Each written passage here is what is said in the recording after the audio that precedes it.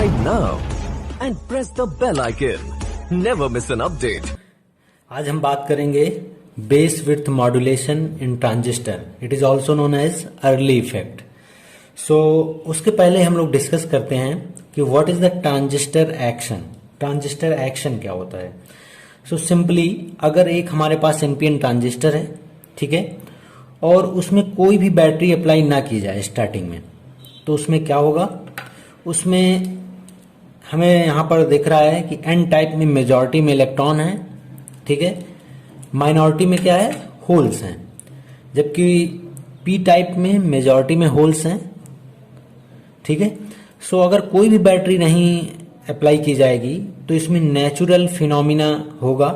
It means natural movement of charge career का होगा. So natural phenomena क्या होता है कि कोई भी चार्ज कैरियर हायर डेंसिटी से लोअर डेंसिटी की तरफ मूव करता है. तो पी टाइप सेमीकंडक्टर में मेजॉरिटी में होल्स हैं, यहाँ पे माइनॉरिटी में होल्स हैं. इसकी वजह से क्या होगा, विदाउट एनी बैटरी यहाँ पर डेंसिटी होल्स अधिक है, तो ये क्या होंगे, यहाँ के होल्स हमारे कलेक्टर रीजन में मूव करने लगेंगे, ठीक है. तो इसी मोमेंट को हम बोलते हैं transistor action.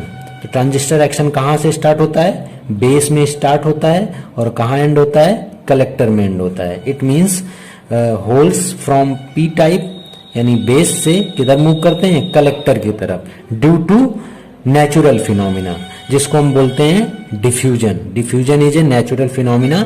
It means charge carrier move from higher density to lower density जहां पर होगी. तो यहाँ पर हायर डेंसिटी है होल्स की, यहाँ पर लोअर है, तो ऑटोमेटिकली ड्यू टू डिफ्यूजन ये हमारे जो चार्ज कैरियर हैं बेस से कलेक्टर की तरफ मूव करेंगे, जिसको हम बोलते हैं ट्रांजिस्टर एक्शन.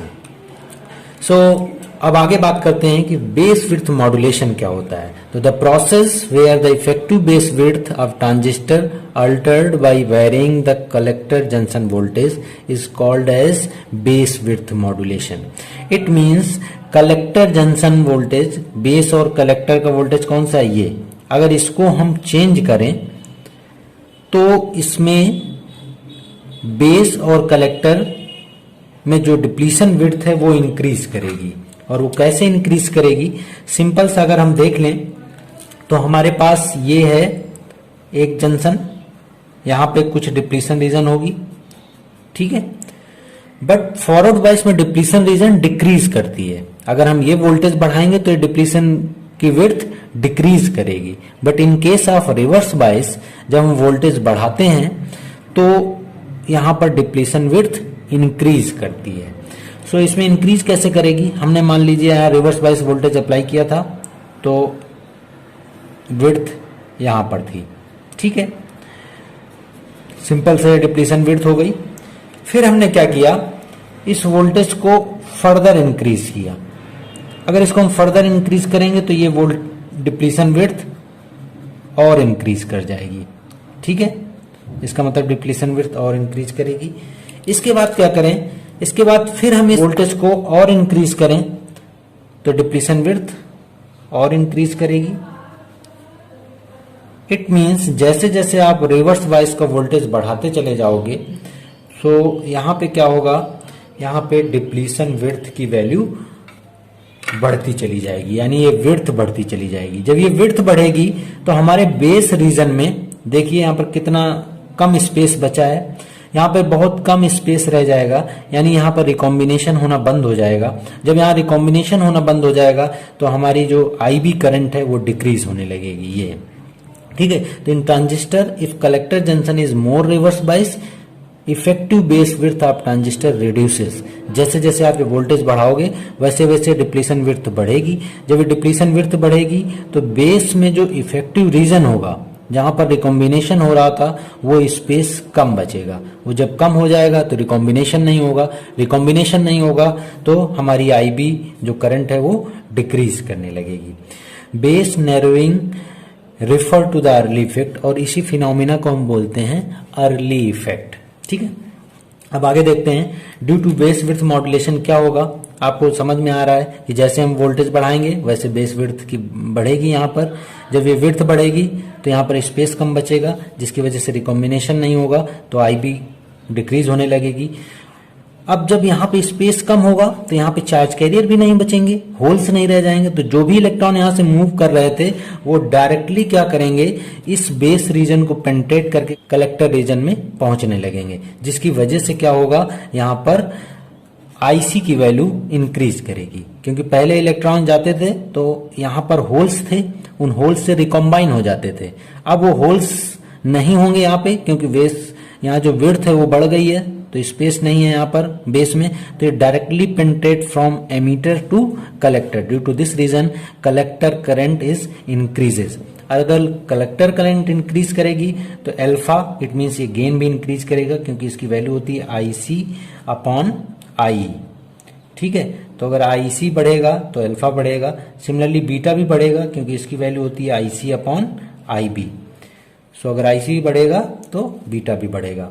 अब अगर यहाँ पे स्पेस कम बचेगा तो यहाँ से जो भी चार्ज कैरियर एमीटर से कलेक्टर की तरफ जा रहे थे वो पेनिट्रेट करने का टाइम है वो बहुत कम हो जाएगा, यानी यहाँ पे फास्ट वर्क करेगा। Due to this reason it means transit time reduces due to transistor become faster. ठीक है, when effective base width tending to zero, जब हम इतना वोल्टेज बढ़ा दें कि ये जो इफेक्टिव बेस विड्थ है, ये इफेक्टिव मतलब जो स्पेस है वो टेंडिंग टू जीरो हो जाए, यानी ना के बराबर बचे, तो उस टाइम ही जो रिवर्स बाइस वोल्टेज होगा उसी को बोलते हैं पंच थ्रू वोल्टेज। इट मीन्स हम इतना वोल्टेज बढ़ा दें कि हमारी जो इफेक्टिव बेस विड्थ है, यानी यहाँ जो स्पेस है वो जीरो की तरफ टेंड करने लगे या जीरो होने वाला हो, उस टाइम जो भी वोल्टेज होगा उसको हम बोलते हैं पंच थ्रू वोल्टेज। सो इस फिनोमिना को ही हम बोलते हैं बेस विड्थ मॉड्यूलेशन, और इसी फिनोमिना, इसी कॉन्सेप्ट को हम बोलते हैं अर्ली इफेक्ट। और यहाँ पर देखते हैं एक टर्म होता है थर्मल रनवे। तो देखते हैं कि थर्मल रनवे क्या होता है। Thermal runway, thermal runway basically क्या होता है, जब हम रिवर्स बाइस वोल्टेज बढ़ाते हैं तो यहाँ पे जो इफेक्टिव स्पेस है बेस का वो कम हो जाता है, क्योंकि डिप्लीशन विड्थ बढ़ जाती है, तो इफेक्टिव स्पेस कम हो जाता है, जिसके कारण एमीटर के इलेक्ट्रॉन डायरेक्ट पेनिट्रेट करके कलेक्टर में पहुंचते हैं, जिसकी वजह से हमारी आईसी की वैल्यू इंक्रीज करने। आईसी की वैल्यू क्यों बढ़ती है, इसका सीधा सा कारण क्या है कि more number of electron travel from emitter to collector. It means इस रीजन से अधिक नंबर ऑफ इलेक्ट्रॉन कलेक्टर से होकर यहाँ पर ट्रेवल कर रहे होंगे। यहाँ पे बहुत ज़्यादा इलेक्ट्रॉन ट्रेवल कर रहे होंगे इन दिस रीजन। सो इसके वजह से क्या होगा, इस रीजन में ज़्यादा नंबर ऑफ चार्ज कैरियर जब मूव करेंगे, so due to more number of charge carrier यहाँ पर हीट जनरेट होगी। इट मीन्स यहाँ टेम्परेचर इंक्रीज करेगा। So with the help of this phenomena it means IC की वैल्यू बढ़ेगी। आईसी की वैल्यू क्यों बढ़ रही है, क्योंकि इलेक्ट्रॉन का यहाँ पे जो मूवमेंट है from emitter to collector increase कर गया। Due to this reason IC बढ़ रहा है। आईसी बढ़ रहा है तो यहाँ पर क्या इंक्रीज करेगा, टेम्परेचर इंक्रीज करेगा, क्योंकि मोर नंबर ऑफ चार्ज कैरियर यहाँ से इस रीजन से होकर गुजरेंगे।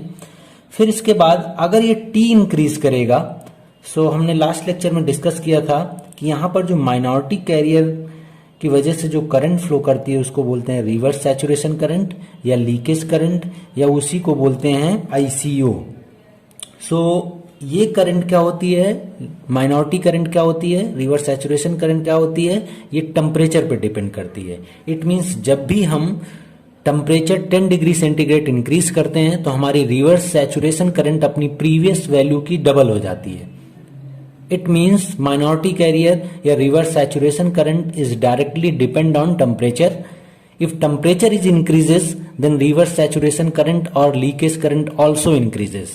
तो इस कॉन्सेप्ट के थ्रू हम बोल सकते हैं कि अगर टेम्परेचर इंक्रीज करेगा तो यहाँ पर हमारी ICO यानी रिवर्स सैचुरेशन करंट भी इंक्रीज करेगी। अब अगर हमारी रिवर्स सैचुरेशन करंट इंक्रीज करेगी, सो हमने अभी डिस्कस किया था अपनी करंट इक्वेशन, और वो करंट इक्वेशन क्या डिस्कस किया था, आईसी इक्वल टू होता है beta I B plus 1 plus beta ICO. क्या होता है, यहाँ पर हम डिस्कस कर चुके हैं लास्ट लेक्चर में, अभी आगे भी डिस्कस करेंगे इसको। IC equal to beta I B plus 1 plus beta ICO, ये इक्वेशन होती है। ठीक है, अभी इसको आगे और डिस्कस करेंगे। सो अगर टेम्परेचर इंक्रीज करेगा तो रिवर्स सैचुरेशन करंट इंक्रीज करेगा, इट मीन्स ये वाला फैक्टर हमारा इंक्रीज करेगा, और ये फैक्टर इंक्रीज करेगा तो ड्यू टू दिस रीजन यहां पर देख सकते हो आप कि हमारा IC भी इंक्रीज करेगा। इट मीन्स हम अगर इस ICO को दोबारा से कनेक्ट कर दें यहां पर, तो इसका कंक्लूजन क्या निकल रहा है कि on increasing of reverse saturation current हमारा स्लाइटली हमारा कलेक्टर करंट भी इंक्रीज करेगा, और ये इंक्रीज करेगा तो फिर temperature, and this process is known as thermal runaway. इस कॉन्सेप्ट को ही हम बोलते हैं थर्मल रनवे। तो बेसिकली इसमें होता क्या है, more number of electron emitter से कलेक्टर पहुंचते हैं, जिसकी वजह से IC इंक्रीज करता है। IC इंक्रीज करने का कारण क्या है, नंबर ऑफ इलेक्ट्रॉन यहाँ पे इंक्रीज हो जाते हैं। अगर वो ज्यादा होंगे तो यहाँ पर हीट जनरेट होती है, यानी टेम्परेचर इंक्रीज करता है, उसकी वजह से रिवर्स सैचुरेशन करंट इंक्रीज कर जाती है, और उस रिवर्स सैचुरेशन की करंट की वजह से दोबारा फर्दर हमारा कलेक्टर करंट इंक्रीज करता है। This phenomena is known as thermal runaway. So in next lecture we will discuss characteristics of transistor. हम लोग देखेंगे कि कॉमन बेस कॉन्फ़िगरेशन क्या होता है, कॉमन एमीटर कॉन्फ़िगरेशन क्या होता है, और कॉमन कलेक्टर कॉन्फ़िगरेशन क्या होता है, और उसमें हम बात करेंगे अल्फा गेन की, इसकी बीटा इस गेन की बात करेंगे, और अपनी इस करंट इक्वेशन की बात करेंगे। सो आई होप सबके समझ में आ गया होगा। So thank you so much for watching.